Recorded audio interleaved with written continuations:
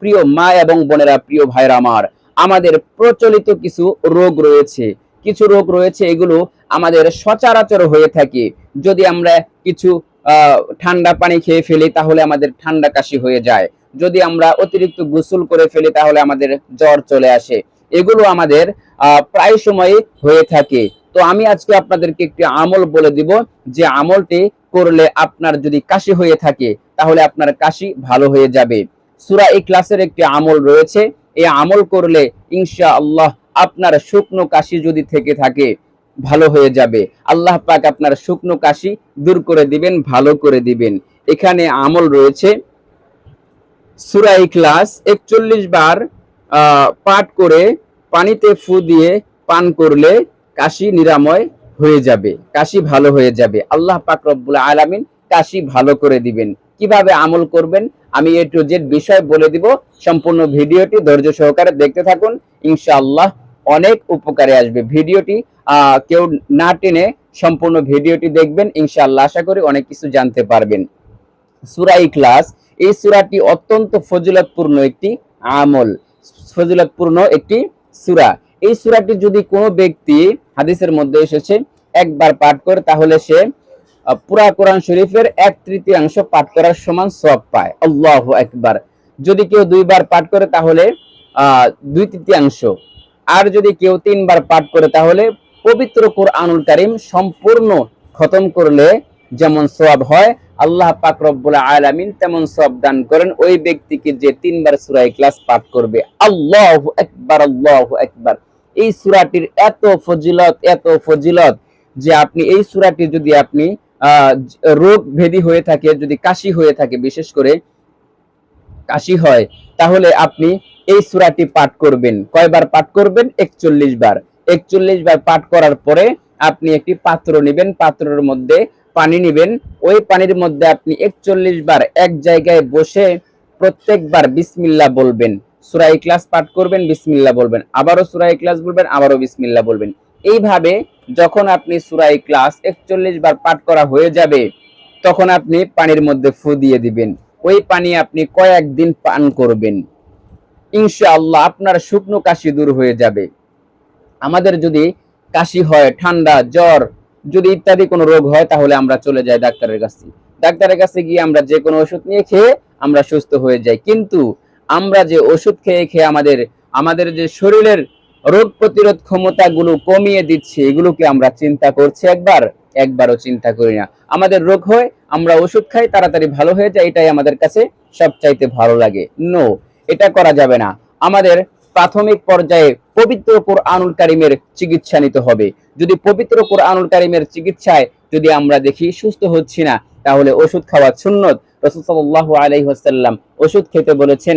রাসূল সাল্লাল্লাহু আলাইহি ওয়াসাল্লাম সুন্নত হিসেবে, রাসূল সাল্লাল্লাহু আলাইহি ওয়াসাল্লামের সুন্নত হিসেবে আমরা ওষুধ সেবন করতে পারি। কিন্তু আমাদের প্রাথমিক পর্যায়ে কোরআনুল কারীম থেকে চিকিৎসা নেওয়াটাই আমাদের জন্য সর্বোত্তম।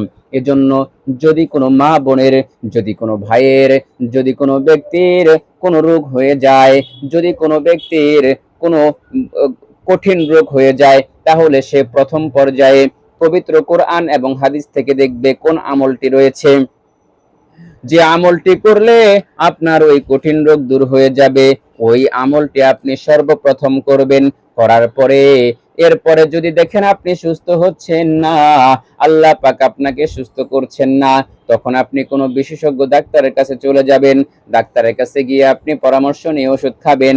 ওষুধের উপর ভরসা করা যাবে না, কারণ আমার আল্লাহ পাক রব্বুল আলামিন বলেন, ইদা মারিতু ফাহুয়া ইয়াশফিন, যখন কোনো ব্যক্তি অসুস্থ হয়ে যায় আমি তাকে সুস্থ করি। অসুস্থ ব্যক্তিকে আল্লাহ পাক রব্বুল আলামিন সুস্থ করেন।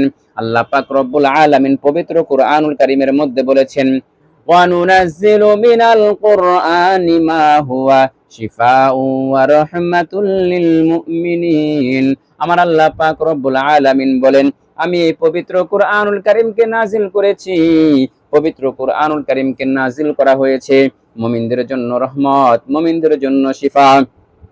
এই পবিত্র কোরআনুল কারীমের মধ্যে এমন শক্তিশালী সূরা রয়েছে, এমন শক্তিশালী আয়াত রয়েছে, যে আয়াতগুলো পাঠ করে যদি আপনি পানির মধ্যে ফু দিয়ে পানি পান করেন, সঙ্গে সঙ্গে আল্লাহ পাক রব্বুল আলামিন আপনার শরীরের মধ্যে থাকা যে কঠিন রোগগুলো ছিল, ওই কঠিন রোগগুলো আল্লাহ পাক দূর করে দিবেন মিনিটের মধ্যেই।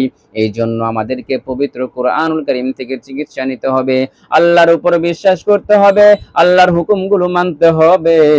আল্লাহর হুকুমগুলো যদি মেনে আমরা চলতে পারি, আমাদের প্রত্যেকটা মুহূর্তে আমাদের জন্য কল্যাণ থাকবে। আর যদি আল্লাহর হুকুমগুলো না মানি, তাহলে আমাদের কোনো কাজের মধ্যে কোনো বরকত থাকবে না। প্রত্যেকটা কাজই হবে আল্লাহ পাক রব্বুল আলামিনের অসন্তুষ্ট অনুযায়ী, ওই কাজের মধ্যে বরকত পাওয়া যাবে না। আর আল্লাহ পাক রব্বুল আলামিনের হুকুম অনুযায়ী যদি আমরা চলতে পারি, প্রত্যেকটা কাজে যদি আমরা সুন্নতকে অবলম্বন করতে পারি, তাহলে আমাদের রোগ ব্যাধি এবং যে কোনো সমস্যা থেকে আমরা মুক্তি পেয়ে যাব। আর বিনিময়ে আল্লাহ পাক রব্বুল আলামিন জান্নাত দান করবেন। প্রিয় নবী মুহাম্মদুর রাসূলুল্লাহ সাল্লাল্লাহু আলাইহি ওয়াসাল্লাম বলেছেন, যদি কোনো ব্যক্তি দুটো জিনিস ধরে রাখে, ওই ব্যক্তি কখনোই পথভ্রষ্ট হবে না, ওই ব্যক্তি কখনোই লাঞ্ছিত হবে না। ওই ব্যক্তি আল্লাহ পাক রব্বুল আলামিন জান্নাত দান করবেন, ওই ব্যক্তি জান্নাতের মধ্যে আরাম আয়েশে থাকবে। আল্লাহ পাক রব্বুল আলামিনের হুকুম মানতে হবে। রাসূল সাল্লাল্লাহু আলাইহি ওয়াসাল্লাম বলেছেন, যে ব্যক্তির ভিতরে সামান্য পরিমাণে ঈমান থাকবে, ওই ব্যক্তি কখনোই জাহান্নামে যাবে না। যে ব্যক্তি একবার পাঠ করবে ইয়াকিনের সাথে, ইখলাসের সাথে একবার পাঠ করবে লা ইলাহা ইল্লাল্লাহ দাখালাল জান্নাহ, ওই ব্যক্তি জান্নাতে প্রবেশ করবে। তাহলে মুসলমানের প্রত্যেকটা কাজের মধ্যে বরকত আর বরকত। এজন্য আমরা সূরা ইখলাস পাঠ করব। যে কোনো রোগ ব্যাধি হয়ে গেলে আমরা পবিত্র কোরআনুল কারীম থেকে চিকিৎসা নেওয়ার চেষ্টা করব। পবিত্র কোরআনুল কারীমের মধ্যে একটি সূরা রয়েছে, যে সূরাটি আপনারা সকলেই জানেন, সূরাতুল ফাতিহা। এই সূরাটির আরো বেশ কয়েক নাম রয়েছে, এর মধ্যে আরেকটি নাম হলো সূরাতুশ শিফা। এই সূরাতুশ শিফার বরকতে আল্লাহ পাক রব্বুল আলামিন আপনাকে যে কোনো রোগ থেকে মুক্তি দান করতে পারেন। আপনি যে কোনো রোগীর জন্য, যে কোনো অসুবিধার জন্য, যে কোনো দুশ্চিন্তার জন্য আপনি সূরা ফাতিহা পাঠ করবেন 3 বার। আউযু বিল্লাহি মিনাশ শাইতানির রাজিম, বিসমিল্লাহির রহমানির রহিম।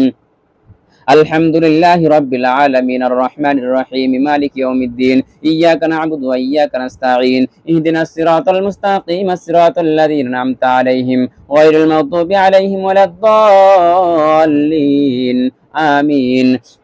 এভাবে পানির মধ্যে ফু দিয়ে দিবেন একবার পাঠ করে। এরপর আবার বিসমিল্লাহির রহমানির রহিম, আলহামদুলিল্লাহি রাব্বিল আলামিন আর রহমানির রহিম মালিকি ইয়াউমিদ্দিন ইয়্যাকা না'বুদু ওয়া ইয়্যাকা নাস্তাঈন ইহদিনাস সিরাতাল মুস্তাকিম সিরাতাল লাযীনা আন'আমতা আলাইহিম গায়রিল মাগদুবি আলাইহিম ওয়ালাদ-দাল্লিন আমিন। পানির মধ্যে ফু দিয়ে দিবেন আরেকবার। দ্বিতীয়বার হয়ে গেলে এরপর তৃতীয়বার বলবেন বিসমিল্লাহির রহমানির রহিম, আলহামদুলিল্লাহি রাব্বিল আলামিন আর রহমানির রহিম মালিকি ইয়াউমিদ্দিন ইয়্যাকা না'বুদু ওয়া ইয়্যাকা নাস্তাঈন ইহদিনাস সিরাতাল মুস্তাকিম সিরাতাল লাযীনা আন'আমতা আলাইহিম গায়রিল মাগদুবি আলাইহিম ওয়ালাদ-দাল্লিন আমিন। এভাবে 3 বার পানির মধ্যে ফু দিয়ে আপনি যে কোনো রোগের জন্য, যে কোনো অসুবিধার জন্য, যে কোনো সমস্যার জন্য আপনি পানির মধ্যে ফু দিয়ে এই পানিটা ভক্ষণ করবেন। আল্লাহ পাক আপনার সকল দুশ্চিন্তা, সকল অসুখ বিসুখ, সকল ধরনের সকল রোগ ব্যাধি আল্লাহ পাক চিরতরে দূর করে দিবেন। আল্লাহু আকবার। আর শুকনো কাশির জন্য আপনাদেরকে যে আমলটি বলে দিলাম, সেটা হলো, যদি কোনো ব্যক্তির শুকনো কাশি হয়, যদি কোনো ব্যক্তির কাশি হয়ে যায়, কফ বসে যায়, বুকের ভিতরে কফ বসে যায়, কাশতে কাশতে আপনার অবস্থা খারাপ হয়ে গিয়েছে, এমন পরিস্থিতি যদি আপনি সম্মুখীন হয়ে যান, তাহলে আপনি 41 বার সূরা ইখলাস পাঠ করবেন। 41 বার সূরা ইখলাস পাঠ করবেন। পাঠ করার পরে পানির মধ্যে ফু দিয়ে দিবেন। এরপর ওই পানি আপনি পান করবেন। এই পানি পান করার পর আল্লাহ পাক রব্বুল আলামিন আপনার শুকনো কাশি দূর করে দিবেন। আপনি কাশি থেকে মুক্তি পেয়ে যাবেন। অনেক মানুষের এতটাই কাশি হয়, সে ঠিকমতো ঘুমাইতেও পারে না, নামাজেও পড়তে পারে না। নামাজ আল্লাহ পাক রব্বুল আলামিনের সবচাইতে প্রিয় ইবাদত। এজন্য আমাদেরকে 5 ওয়াক্ত নামাজ আদায় করতে হবে। যদি কোনো ব্যক্তি 5 ওয়াক্ত নামাজ জামাতের সাথে আদায় করে, আল্লাহ পাক রব্বুল আলামিন ওই ব্যক্তিকে বিনা হিসেবে জান্নাত দান করবেন। আল্লাহু আকবার। অনেক অনেক ফজিলত রয়েছে প্রত্যেকটা আমলের মধ্যে। তো সূরা ইখলাস আপনি কিভাবে পাঠ করবেন, সূরা ইখলাস আমি কয়েকবার বলে দিচ্ছি। আউযু বিল্লাহি মিনাশ শাইতানির রাজিম, বিসমিল্লাহির রহমানির রহিম। قل هو الله أحد الله الصمد لم يلد ولم يولد ولم يكن له كفوا أحد بسم الله الرحمن الرحيم قل هو الله أحد الله الصمد لم يلد ولم يولد ولم يكن له كفوا أحد بسم الله الرحمن الرحيم قل هو الله أحد الله الصمد لم يلد ولم يولد ولم يكن له كفوا أحد। এইভাবে আপনি 41 বার পাঠ করবেন। 41 বার পাঠ করার পর আপনি একটা গ্লাসের মধ্যে পানি নিয়ে ওই পানির মধ্যে ফু দিয়ে দিবেন। ফু দিয়ে এই পানি আপনি পান করবেন। এইভাবে কিছুদিন এই পানি পান করবেন, এইভাবে আমল করে পান করবেন। ইনশাআল্লাহ আপনার বুকের মধ্যে থাকা কাশি, আপনার শুকনো কাশিগুলো আল্লাহ পাক রব্বুল আলামিন দূর করে দিবেন, আপনাকে পরিপূর্ণ সুস্থতা দান করবেন, পরিপূর্ণ সুস্থ বানিয়ে দিবেন। প্রিয় মা এবং বোনেরা, প্রিয় ভাইরা আমার, আশা করি আজকের এই ভিডিও থেকে শুকনো কাশি থেকে মুক্তির আমলটি আপনারা জানতে পেরেছেন, শিখতে পেরেছেন। যদি ভিডিওটি ভালো লাগে আল্লাহ পাক রব্বুল আলামিনের পবিত্র কুরআনুল কারীমের এই আমলগুলো করবেন, ইনশাআল্লাহ আপনারা অনেক উপকার পাবেন। কারণ পবিত্র কুরআনুল কারীমের আয়াতের যে আমলগুলো এগুলো কখনোই মিথ্যা হবে না, এগুলো থেকে আপনি সর্বদাই বরকত পাবেন। আর যদি আপনি এই পবিত্র কুরআনুল কারীমের আয়াতগুলো পাঠ করেন প্রত্যেকটা হরফের বিনিময়েও আল্লাহ পাক আপনাকে 10টি নেকি দান করবেন।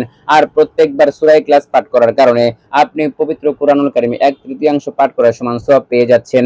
তাহলে বোঝা গেল এই পবিত্র কুরআনুল কারীমের আমলগুলো করলে কোনো দিক দিয়ে ক্ষতি নাই। তো প্রিয় মা এবং বোনেরা, প্রিয় ভাইরা আমার, আশা করি আজকের এই ভিডিও থেকে আপনারা উপকৃত হতে পেরেছেন।